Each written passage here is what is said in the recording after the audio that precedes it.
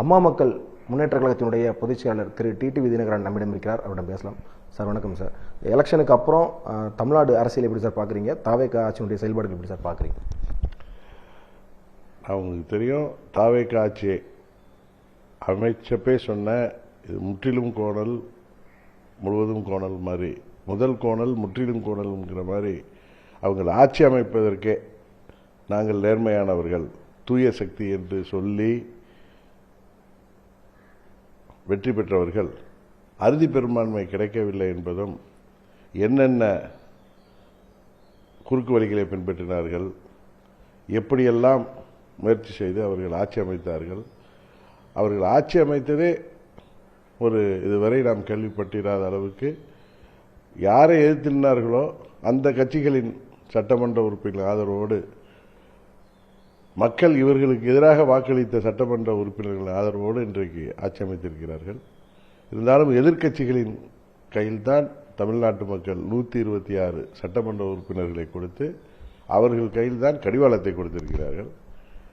இவர்கள் நாங்கள் மாற்றத்தை தருவோம், வளர்ச்சியை தருவோம் என்று சொன்னார்கள். ஆனால் முன்பு சினிமாவில் பார்த்த திரு விஜய் அவர்கள் இன்றைக்கு முதலமைச்சராக, அதுபோல சினிமா கதைகளைப் போல இன்றைக்கு அவர்களும் அவரை சேர்ந்த அமைச்சர்களும் அந்த கட்சியைச் சேர்ந்தவர்களும் தினம் ஒரு ரீல் தான் விட்டுட்டு இருக்காங்க. விவசாய கடன் தள்ளுபடினாங்க, செய்யல. இன்றைக்கு தேர்தலுக்கு முன்பு துப்புரவு பணியாளர்கள் போராடிய பொழுது இவர்கள் அவர்களுக்கு ஆதரவாக இன்றைக்கு அமைச்சர்களாக இருப்பவர்களாம் போய் அங்கே என்ன பேசினார்கள் என்பது தெரியும். அன்றைக்கு திரு விஜய் அவர்கள் அவரது அலுவலகத்துக்கே அறிவித்து அவர்களுக்கு ஆதரவாக ஆறுதல் சொன்னார். ஆனால் இன்றைக்கு ஆட்சி பொறுப்புக்கு வந்த பிறகு அதெல்லாம் மறைந்துவிட்டு நாங்கள் யார் என்பதை உலகம் புரிகின்ற அளவுக்கு அவர்களை எப்படி காவல்துறையை வைத்து அந்த துப்புரவு பணியாளர்களை எப்படியெல்லாம் கடுமையாக நடத்தி அவர்களை கைது செய்தார்கள் என்பது உங்களுக்கு தெரியும்.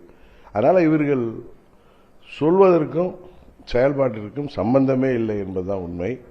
தனது சட்டமன்ற உறுப்பினர்களை தக்க வைத்துக் கொள்ள வேண்டும் என்பதற்காக அவர் சொன்னது மாதிரி ஊரார் வீட்டு நெய்யில் நான் ஸ்வீட் செய்யக்கூடாதுன்னு சொன்ன மாதிரி அவர் அதை செய்கிறார். அவர் என்ன சொல்றது எல்லாமே அடுத்தவர்களை குறை சொல்வதும் அடுத்தவர்களுக்கு அறிவுரை சொல்றது சரியா இருக்கு.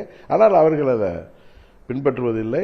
இந்த ஆட்சி பற்றி பல்வேறு நேர்மையான ஆட்சிங்கிறாங்க, ஊழல் இல்லைங்கிறாங்க. ஆனால் பல்வேறு குற்றச்சாட்டுகள் இப்பொழுதே எழத் தொடங்கிவிட்டது. பார்ப்போம், இன்னும் ஒரு 3 மாதம் பார்ப்போம். 6 மாதம் வரை எங்களுக்கு அவகாசம் வேணுங்கிறாங்க. இன்றைக்கு சட்டமன்ற உறுப்பினர்களை தக்க வைத்துக் கொள்வதற்காக மக்கள் வரிப்பணத்தை, இன்னும் சொல்லப்போனால் எதிர்க்கட்சி சட்டமன்ற உறுப்பினர்கள் தங்களை தாக்குவதை விட வேண்டும் என்பதற்காக, அவர்களை தாஜா செய்வதற்காக இந்த கார்லாம் கொடுக்குறேன்ருக்காங்க. எனக்கு தெரிந்தவரை ஒரு 10-15 எம்எல்ஏக்களுக்கு கார் இல்லாமல் இருக்கலாம். அது அவர் கட்சி நிதியிலேயோ இல்லை அவர் தான் உச்சபட்ச வருமானத்தை விட்டு வந்திருக்கேங்கிறாரில்ல, அவரே வாங்கி கொடுக்கலாம். அது ஒன்றும் பெரிய விஷயம் இல்லை. இன்றைக்கி அரசாங்கம் போனால் ஏற்கனவே தமிழ்நாடு கடனில் பல லட்சம் கோடி கடனில் தத்தளிக்கிறப்ப இது போன்ற தேவையற்ற வீண் செலவுகளை அவங்க குறைத்து கொள்ளணும். துப்புரவாக அதே போன்ற அறிவிப்புகளை அவர்கள் திரும்ப பெற வேண்டும். இதற்கு பதிலாக அந்த விவசாய கடன் தள்ளுபடியை செய்திருக்கலாம். இன்னும் எத்தனையோ வாக்குறுதிகளை சொல்லி ஆட்சிக்கு வந்தவர்கள் அதையெல்லாம் நிறைவேற்றுவதை விட்டுவிட்டு எதிர்க்கட்சிகளை கிண்டல் அடிப்பதும், அதாவது அற்பர்களுக்கு வாழ்வு வந்த மாதிரி இன்றைக்கு அவர்கள் அந்த அமைச்சர்கள்லாம் சட்டமன்றத்தில் செயல்படுறதை பார்த்தா பொதுமக்கள் அதையெல்லாம் இங்கே உண்டு கவனித்துக் கொண்டிருக்கிறார்கள், உற்று கவனித்துக் கொண்டிருக்கிறார்கள்.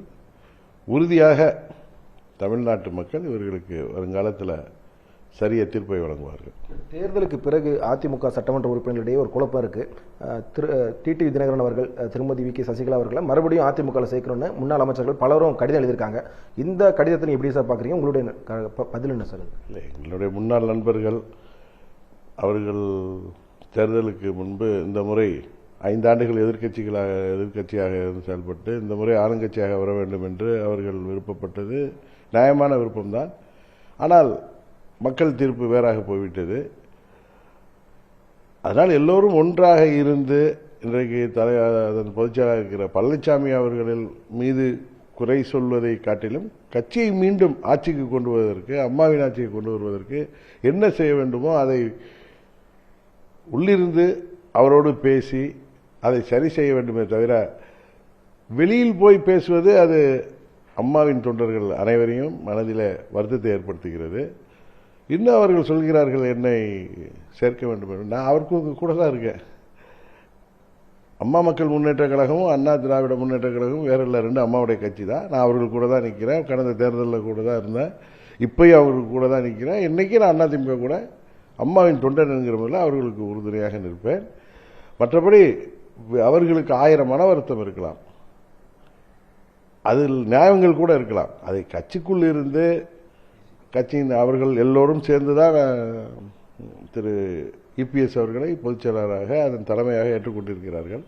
ஒரு தேர்தலில் நம்மால் ஆட்சிக்கு வர முடியவில்லை என்பதற்காக அவர் மீது குறை சொல்வதை விட்டுவிட்டு அது ஒரு எல்லோருக்கும் அதில் பொறுப்பு இருக்கிறது, அவருக்கு அதிக பொறுப்பு இருக்கிறது என்கிற முறையில் அவரோட பேசி அதையெல்லாம் இவர்கள் நினைக்கின்ற மாற்றங்களை அவர்கள் செய்ய வேண்டும். மீண்டும் அம்மாவுடைய ஆட்சி வருவதற்கு அவர்கள் நண்பர்கள் முயற்சிக்க வேண்டும் என்பதுதான் இந்த நேரத்தில் எனது கருத்து. தேசிய ஜனநாயக கூட்டணியில் தொடர்ந்து அம்மா மக்கள் முன்னேற்ற கழகம் பயணிக்குமா சார்? நாங்கள் தேசிய ஜனநாயக கூட்டணியில் பாஜக தலைமையிலான தேசிய ஜனநாயக கூட்டணியில் தான் நாங்கள் பயணிக்கிறோம். புதிய தலைமுறைக்காக ஒளிப்பதிவாளர் மதுவுடன் செய்தியாளர் வினீஷ் சரவணன்.